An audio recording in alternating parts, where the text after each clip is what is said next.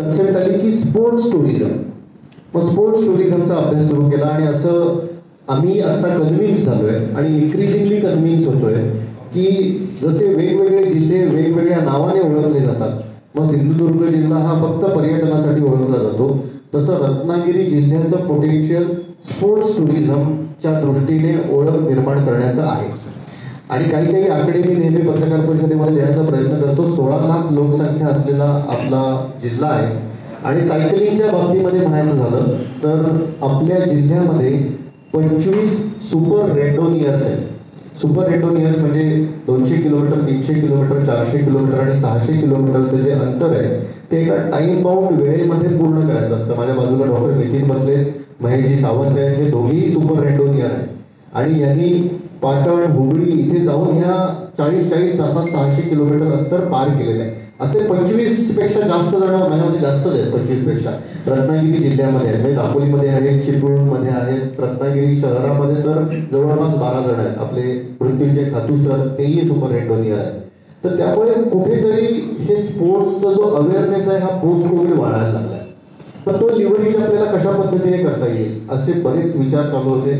Ratnagiri cyclist क्लबच्या माध्यमातून वेगवेगळे उपक्रम आपले चालू होते आणि तेव्हा एक गोष्ट लक्षात आली की सायकलिंग असेल किंवा दुसरा कुठलाही खेळ असेल, कंटेस्टंटना कुठेतरी एक मर्यादा येते. हे सायकलिंगमध्ये जास्तीत जास्त 200 जण येऊ शकतात, 250 जण येऊ शकतात. आपल्याला टार्गेट होतं 500-550च्या पुढे जायचं. 550-600 जण कोकणाबाहेरचे कोकणामध्ये कसे येऊ शकतील, त्याच्यासाठी हॉटेल असोसिएशनच्या माध्यमातून असेल किंवा पत्रकार मित्रांच्या सहकार्याने असेल, रत्नागिरी सायकलिस्ट क्लबच्या सहकार्याने असेल, आम्ही भारतातल्या 50 रनरची एक मुलाखत घेतली आणि त्यांना विचारलं की तुम्ही कोकणामध्ये काय याल किंवा तुम्हाला कोकणामध्ये येण्यासाठी काय एनकरेज करतात. त्यांनी आम्हाला फार बेसिक गोष्टी सांगितल्या.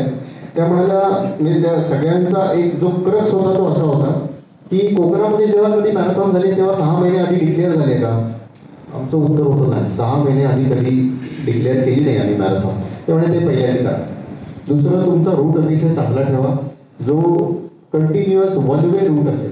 बऱ्याच मॅरेथॉनमध्ये काय होतं, टू अँड फ्रो असतं, 10.5 किलोमीटर जायचं, 10.5 किलोमीटर परत यायचं. आयोजनासाठी ते अतिशय सोपं पडतं.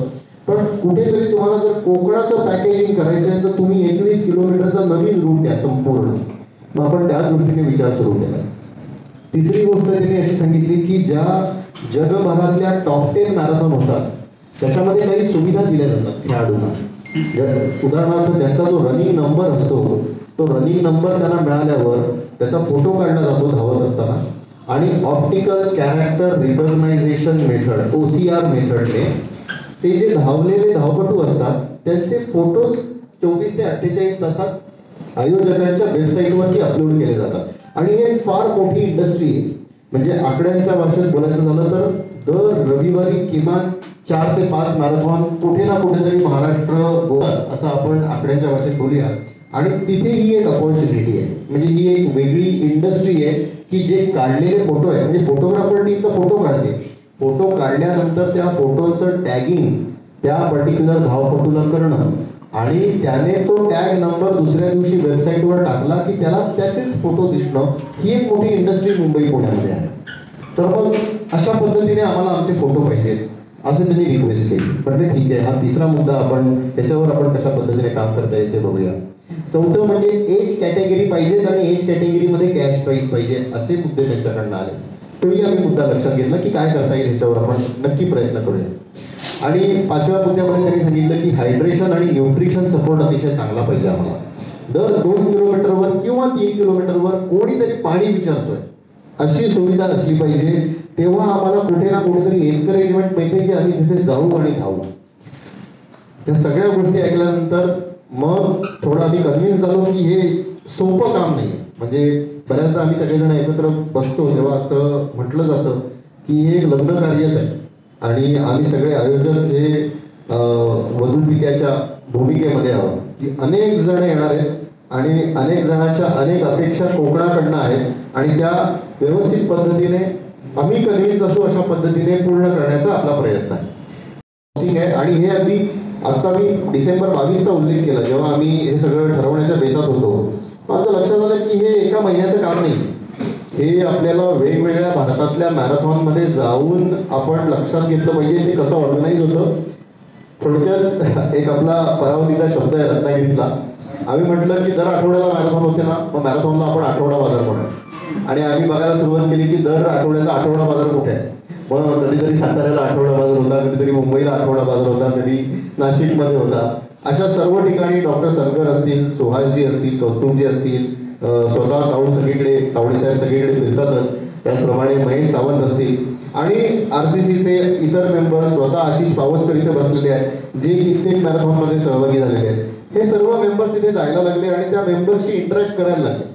आणि सगळ्यात महत्त्वाचा मुद्दा आमच्या लक्षात आला की 6 महिने आधी मॅरेथॉन डिक्लेअर करायची आहे, म्हणजे आम्हाला तारीख तर डिक्लेअर करावी लागणार आणि ती कधीच झाली नव्हती आजपर्यंत कोकणामध्ये. मग आपण काही अभ्यास केला की कधी रत्नागिरीमध्ये जास्तीत जास्त लोक येऊ शकतील आणि एक मोठं इनपुट आम्हाला हॉटेल असोसिएशन कडून मिळालं की आमचे बिझनेसचे त्यांच्याकडनं असं लक्षात आलं की 5 ते 6 महिने. त्या 5 ते 6 महिन्याच्या बिझनेसमध्येच जर तुम्ही मॅरेथॉन ठेवली तर काय तो बिझनेस नाही आमचा. आमचा बिझनेस होईल आणि कोकणही चांगलं दिसेल अशी कुठली तरी तारीख ठरवा. तो एक पॉईंट आपण चेक केला.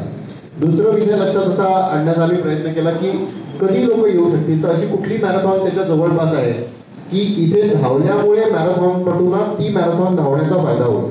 तर आमच्या असं लक्षात आलं की दरवर्षी जानेवारी महिन्याचा 3रा रविवार टाटा मुंबई मॅरेथॉन होतो.